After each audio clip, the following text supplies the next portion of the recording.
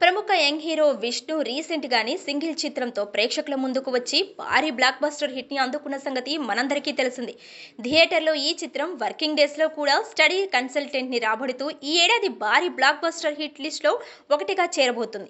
అంతా సాఫీగా సాగిపోతుంది అని అనుకుంటున్న సమయంలో ఇప్పుడు శ్రీ విష్ణు ఒక వివాదంలో చిక్కుకున్నాడు. ఆయనపై క్రైస్తవ మత సంఘాలు తీవ్రంగా విరుచుకుపడ్డాయి.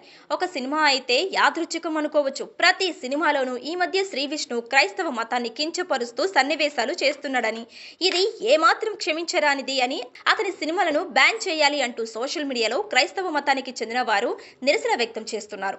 క్రైస్తవ మతంలోనే లోపాలు ఉంటాయా? అతని మతంలో లోపాలు లేవా? వాటిపై సన్నివేశాలు చేసే ధైర్యం లేదా అని ప్రశ్నిస్తున్నారు.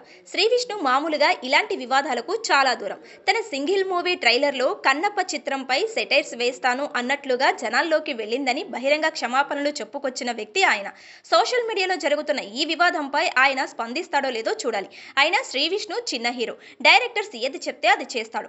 డైరెక్టర్స్ ని శాసించి నా సినిమాలో ఇవే ఉండాలని చెప్పే స్థాయికి శ్రీ విష్ణు ఇంకా వెళ్ళలేదు. బహుశా ఇంకో 2 సినిమాలు హిట్ అయితే ఆ రేంజ్కి వెళ్ళొచ్చు.